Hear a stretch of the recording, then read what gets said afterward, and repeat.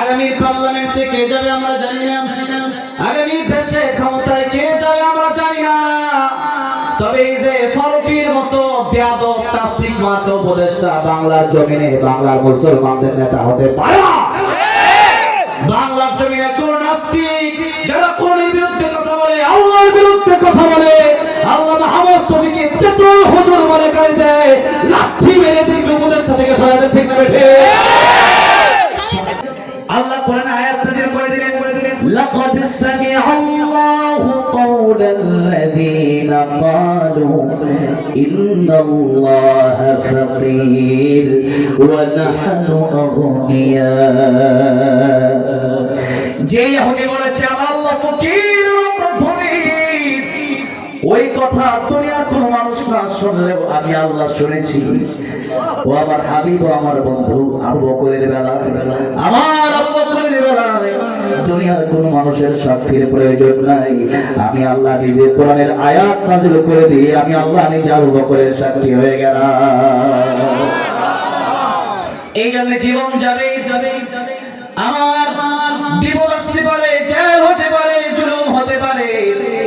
আল্লামা সাইদি রাহমাতুল্লাহ আলাইহি 13 বছর কারাগারে কাটিয়ে দিলেন। মামুনুল হক কারাগারে বন্দী ছিলেন 3টা বছর, আমির হামজা কারাগারে বন্দী ছিলেন, রফিক মাদানী কারাগারে বন্দী ছিলেন, এই যে আলেমরা কারাগারে বন্দী ছিলেন। আল্লামা সাইদি রাহমাতুল্লাহ আলাইহি ছেলে শামীম সাইদি সাহেবের সাথে আমার কাতার একটা সফর ছিল, প্রোগ্রাম ছিল। শামীম সাইদি আমাকে বলেছেন, একটা মিটিং আমাকে বললেন আমার বাবাকে সেই 13 বছর আগে বলা হয়েছিল আপনি ইসলামী আন্দোলন বাদ দিয়ে দেন, আপনি ইসলাম থেকে সরে আসেন, আমাদের সাথে থাকেন, বাড়ি গাড়ি গাড়িতে সব ব্যাপারে যা চাঁদাই দেব। আল্লামা সাইদি বলেছিলেন এখানে জেলেই মরব, শহীদ হয়ে যাব, তবু আমি ঈমান বিক্রি করতে রাজি না। আল্লামা সাইদিকে ইনজেকশনের মাধ্যমে বিষ দিয়ে শহীদ করে দেওয়া হয়েছে। এই জন্য বলেছিলাম আল্লামা সাইদি তুমি মরবি, শহীদ হয়েছো তুমি এটাই জানি। আল্লামা সাইদি শহীদ হয়ে দেখিয়ে দিয়েছে 13 বছর কেন আরো বেশি যদি রাখা হতো আল্লামা সাইদি জানে মৃত্যু হতে পারত।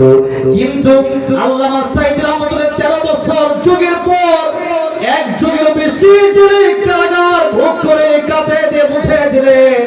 ও আমার মুসলিমরা, আমার নবীর উম্মতেরা, তোমরাও তোমাদের জীবনের উপর জেল আসতে পারে, জুলুম আসতে পারে, হামলা আসতে পারে, মামলা আসতে পারে, তথাপি আল্লাহর কোরআনের বাইরে একটা সেকেন্ডের জন্য যাওয়া যাবে না।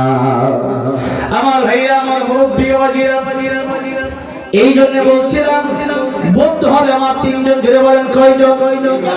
1 নম্বরে আমার বন্ধু হবে আল্লাহ, 2 নম্বরে আমার বন্ধু হবে আল্লাহ রাসূল, 3 নম্বরে আমার বন্ধু হবে ঈমানদার। 3 নম্বরে ঈমানদার বন্ধু কারাতের ব্যাপারে আল্লাহ রাব্বুল আলামিন বলছেন, কষ্ট চাপাতে 10 মিনিটে শেষ করে দেব। আল্লাহ রাব্বুল আলামিন বলেন আল্লাযীনা ইউকিমুনাস সালাতা ওয়া ইউতুনাজ যাকাতা ওয়া হুম রাকিউন। আল্লাহ বলেন ওই ঈমানদার, আমাদের দেশে নামে ঈমানদার বেশি না কাজে ঈমানদার বেশি?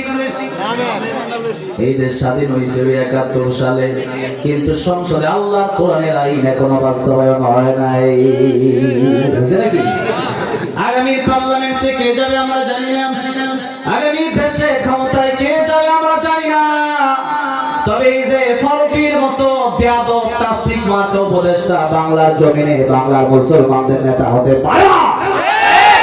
বাংলার জমিনে কোন নাস্তিক যারা কোরআনের বিরুদ্ধে কথা বলে, আল্লাহর বিরুদ্ধে কথা বলে, আল্লাহ মুহাম্মদ শফিকে তেতুল হুজুর বলে গালি দেয়, লাঠি মেরে দীর্ঘ উপদেষ্টা থেকে সরাতে ঠিক না বেঠে।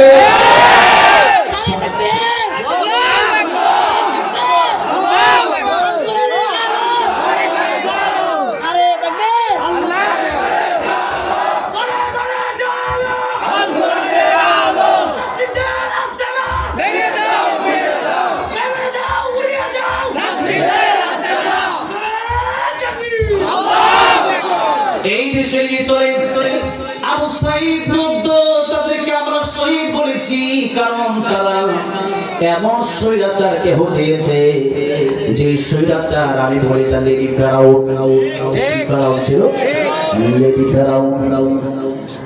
আরে ফেরাউন যে কাজগুলো করেছে হাসিনা কোনটা করে নাই? কোনটা করে নাই? এই জন্য তারা রক্ত দিয়েছে। ওই আওয়ামী লীগের দোসররা যদি আবার ক্ষমতায় যায়, আবু সাইদ মুগ্ধর রক্ত বিফলে চলে যাবে। এই জন্য আবু সাইদ মুগ্ধর রক্ত আমরা বিফলে যেতে দেব না। তারাই উপদেষ্টা হবে, তারাই প্রেসিডেন্ট হবে যারা আল্লাহর কোরআনের পক্ষে কথা বলবে, ইসলামের পক্ষে কথা বলবে। বাংলার জনগণ কোন নাস্তিককে চায় না, বাংলার জনগণ ইসলামকে চায়, কোরআনকে চায়। আল্লাহ বলেন, ইয়া মা'শারাল জিন্নি ওয়াল ইনসি ইন ইসতাতা'তুম আন তানফুযু মিন আকতার